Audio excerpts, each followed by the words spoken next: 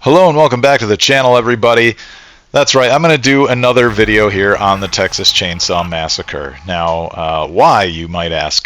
Didn't I kind of say my goodbyes to this game? Yes, I did cover that. I'd said that the game was sunsetting and was going to make the switch from dedicated servers to peer-to-peer, and that I would not be sticking around once that transition happens. But in the meantime, I am still trying to play this game, and I'll revisit that a little bit later, but I got to do some play-by-play call-outs here on this match. I wanted to use this footage because this one serves as a great example of, I think, why I got so hooked playing this game for so long. And I'm talking hundreds of hours here on just my PlayStation tracking, and I had a lot of time in it on Xbox before making the move over to PS5. But anyway, yeah, I'm playing Leland here. I've grabbed a couple of bone scraps, and I'm currently trying to locate Leatherface, because the victims in this game, as you probably know, being familiar with this game, the victims are really underpowered, right? They can't kill family members, but family members can kill them.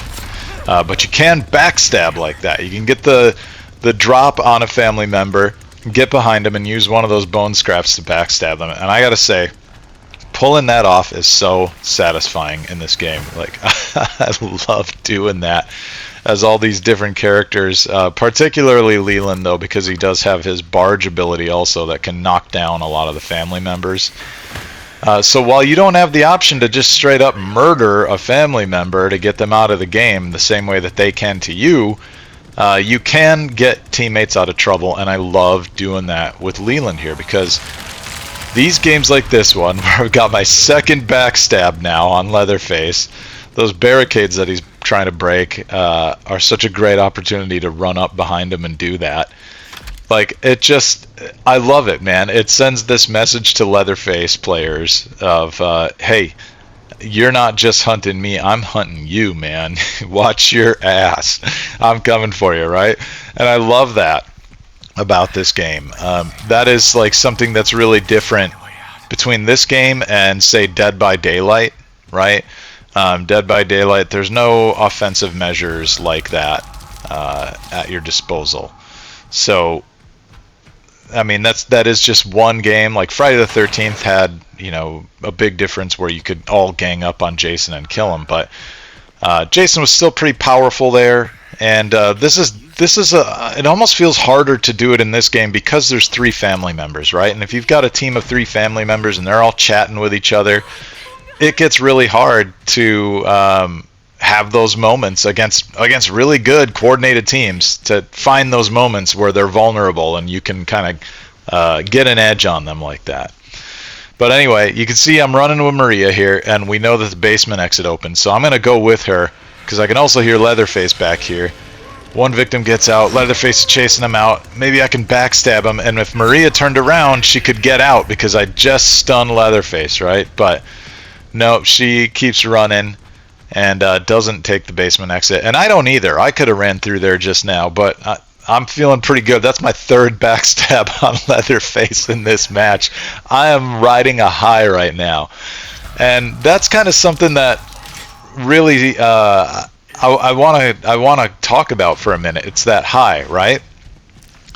I remember hearing Alice Cooper talk about the sport of golf. Now, if you're not familiar with Alice Cooper, he is not a pro golfer, probably a good golfer because he does it so much, but really Alice Cooper is known for heavy metal music, right? The dude is a legend in heavy metal. And he was talking about how much he loves golf one time, and he was saying that golf is like a drug.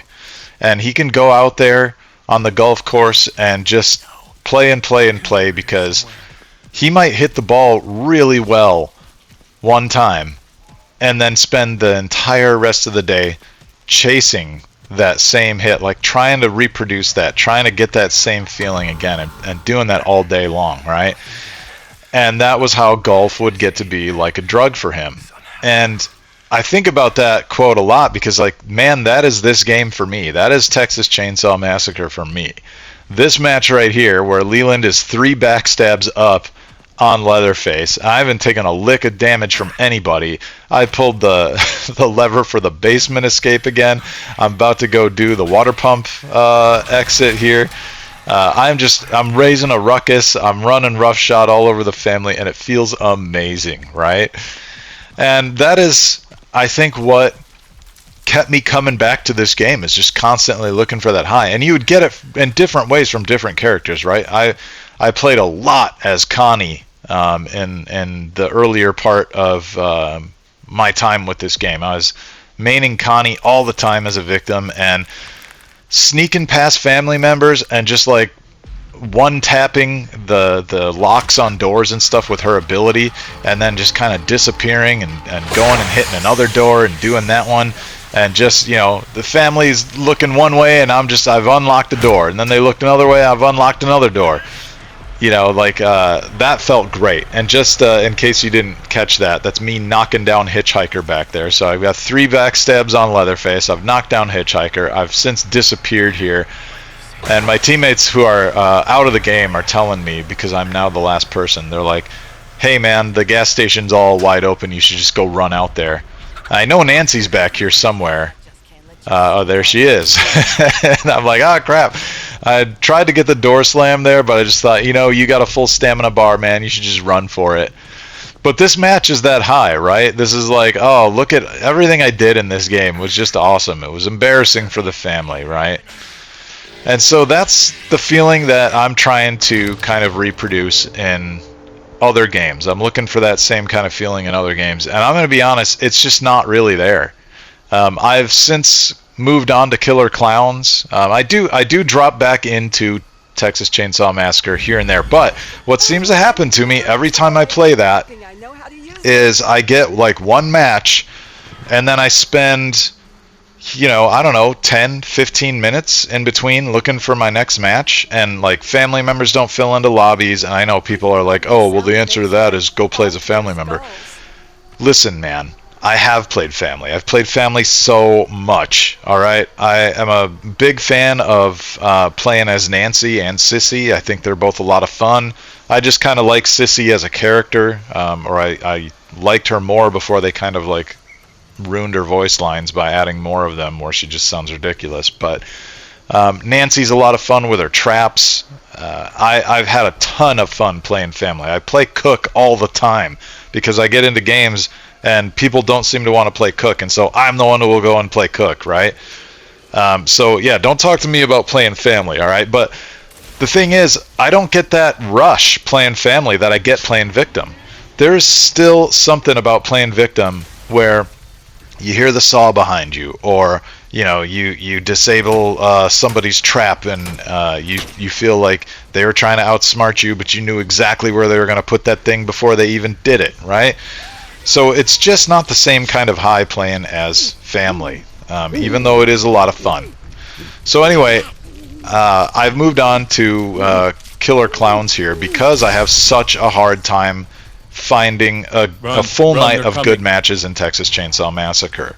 I can spend an hour, maybe a night, playing video games. Sometimes, you know, a couple hours or whatever. But if my first hour is like basically 1 or 2 matches of Texas Chainsaw, and they're over in like 5 minutes, maybe 10 minutes at most, that's so much downtime, man. And it just stops being worth it for me. It gets to be more frustrating than anything. So, you know, in pursuit of finding that rush again, I came over here to Killer Klowns because it was on sale for $12 on PlayStation Network recently, and they just had their 1-year anniversary. And I'm also a big fan of Elvira, and I saw that she's available as a DLC character, so I got her. And then I bought a couple of clown characters as well, so that when I play clown side of things, I can kind of have a little bit of a different aesthetic.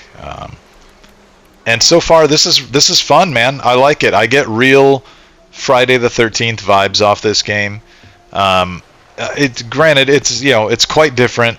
You're up against 3 clowns, not 1 Jason, and none of the clowns are as scary as Jason, right? Not even all 3 of the clowns are as scary as Jason. It's just a different vibe playing this game.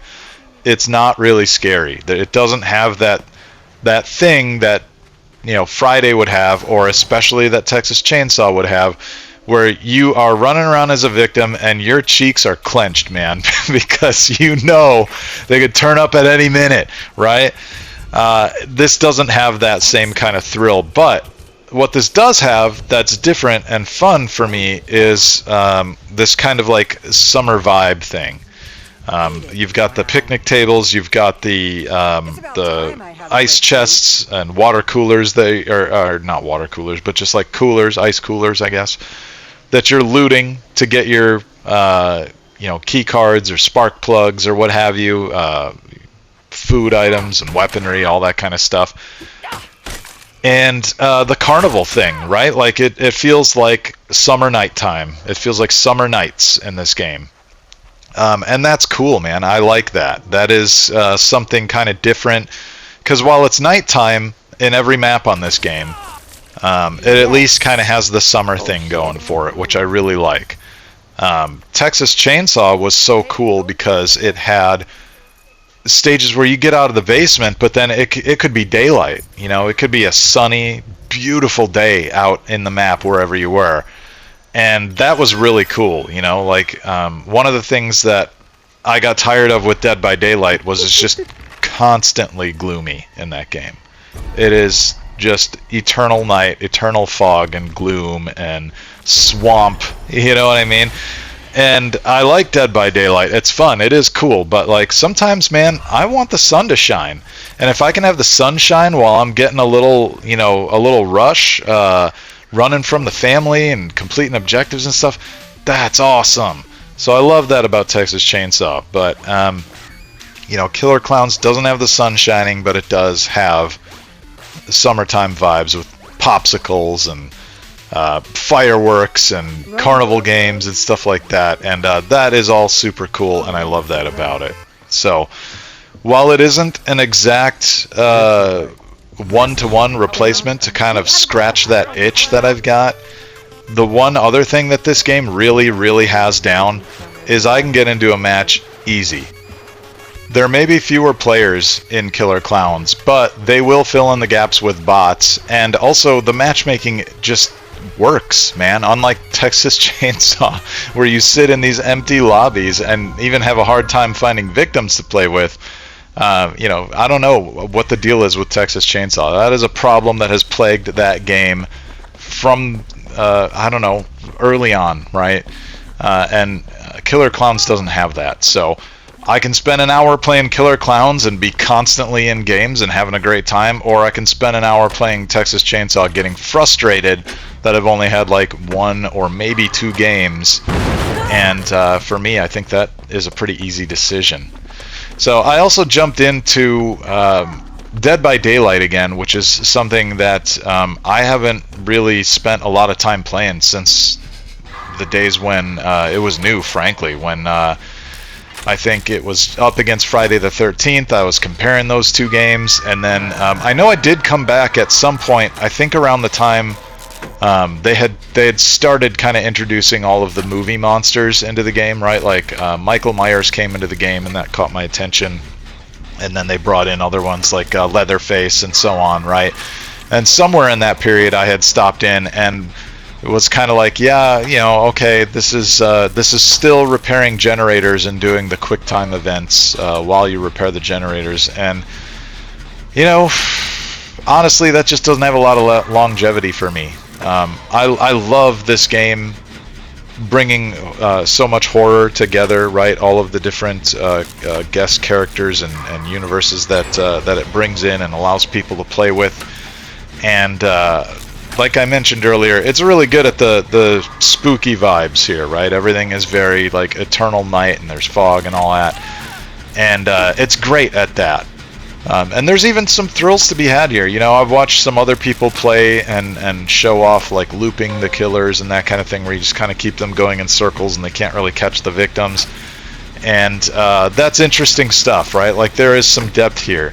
But I gotta be honest, the game needs like an update. It needs a sequel as far as I'm concerned, because it's been outclassed by other games like, I thought it lost right away to Friday the 13th just in terms of like having enough to do, right? Like this whole thing is repairing generators, and there's no finding car keys and gas cans and calling the cops and unlocking doors and finding fuses and turning on car batteries to stop or turning off car batteries rather to stop an electrified gate, all that kind of stuff that you find in those other games, right? It's just generators here.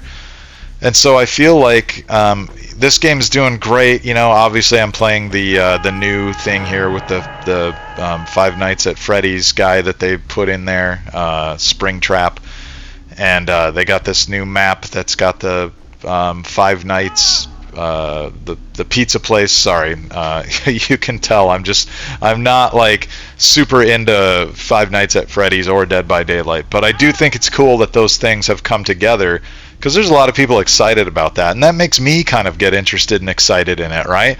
And so obviously I've come back here and got some footage, and I'll continue going back. They recently had a lot of the killers on sale, so I bought Sadako from The Grudge. I bought Leatherface, obviously, as I say goodbye to Texas Chainsaw. And I am kind of interested in Springtrap as a killer to play. So, I'll have to see how this goes. But, there is obviously something special with this game, and a lot of people love it. And it's held on for so long and done such a great job in that way. But I'm like super interested in seeing what the next version of Dead by Daylight could be, because I think if they take all the lessons that they learned from this game and they look at all of the competitors that have come out in the years that this game has been around and learn from those as well, man, that could really make for a killer Dead by Daylight Part 2, right? So obviously they've got a really talented team here. This game also went from the PlayStation 4, an engine that could run on that system, to now running on a PlayStation 5, and I think this came out on Nintendo Switch as well, right? Which, like, holy moly, they brought this thing to that super old system with all of the limitations that thing has spec-wise. So yeah, I have a lot of admiration for what this game has done and what the team behind it has done. And honestly, like, really, they have just been... It's a master class in how to engage with your audience, the way that this game has handled it. I remember when they had the Castlevania chapter, watching that entire stream where they talked about that, and just the way that they communicate with their community is like, wow, it is night and day compared to like how Gun, for example, eventually found themselves talking with the Texas Chainsaw community, right? And to their credit, Gun was doing a pretty good job of that at first in the earlier days of Texas Chainsaw, but then, boy, and I mentioned it in my other video, I think, so I don't want to retread all of this, but like they really ran out of steam on that, and you just gotta keep it up, man. Otherwise, it just feels like you are giving up on your game. And if there's one thing you can never accuse the Dead by Daylight team of, it's giving up on their game. They certainly have not. So, but anyway, yeah, thanks for jumping in, watching this one with me here, and just kind of listening to me, I guess, talk about chasing that high, right? Looking for those games where you feel that rush. I sure miss the days when I could just jump into easy games on Texas Chainsaw, no problem, What great days, man. Seriously, when that game was at its peak, it was so good. But I think there's enough going on here with Dead by Daylight and with Killer Klowns, where I'm going to give those games some real attention here and enjoy playing those, because I gotta tell you, man, it makes a world of difference when you can just join a match. When you just find people, bang, go, enjoy, have a good time. I really, really hope that the next time Gun brings something to the table, that they have all of that ironed out. Speaking of which, before I get out of here, there is a rumor floating around right now that well, I guess it's not really so much rumor, it's confirmed, right? Basically, Kane Hodder, the actor for Jason Voorhees in several Friday the 13th movies, as well as the game that he did with Ilphonic and Gunn, as well as I think the mocap actor for Leatherface in the Texas Chainsaw game. Kane was doing an interview recently and had said, "Yeah, I'm working with Gunn and Ilphonic again on another game." And he didn't come out and say Friday the 13th, but he'd mentioned how much he appreciated working with them, and it was, oh yeah, I worked on the Friday game, and now we're going to work on the new game. And a lot of people interpreted that as him saying, oh, the new game, like the new Friday the 13th game. And so there's a lot of talk right now and speculation about, is there going to be a Friday the 13th remaster, or will there be a new Friday the 13th game? Yeah, we'll see, man. I'm excited either way. I have to say, I am disappointed in the way that Gunn did a lot of things with the Texas Chainsaw Massacre, but I'm of two minds about it. It's like I want to complain about a lot of the mistakes I saw them make, but I also gotta give them props, man. I put hundreds of hours into their game that they put out. There's not a lot of game companies out there that I can say that for, right? So, really, hats off. But whenever they get their next Friday project out, if it's a remaster or if it's a new game, I think I'm going to be there for it. I mean, I'm excited about the prospect of a remaster, particularly because I thought that they did that so well, and I imagine a remaster would come out faster than a brand new game. I think there's a lot of room, looking at all of these games that come out now, they get these remasters where they come out on modern systems, and maybe they came out a generation or two ago, and a lot of them look great, right? Like a recent one that's about to drop pretty soon here is the Gears of War Reloaded game, and that's a game that is on its second remaster, really. They had Ultimate come out some years back, and now the Reloaded version, which really does look nicer than Ultimate, and I didn't think I saw that at first, but anyway, I digress. I think it's been proven that putting an old game in, new clothes, so to speak, throwing a new can of paint on it, that can work. I think Friday the 13th had really great bones, and so I would be super into playing that game again. It did have a lot of jank to it, right? So I have some expectations. They would need to clean up some of that jank.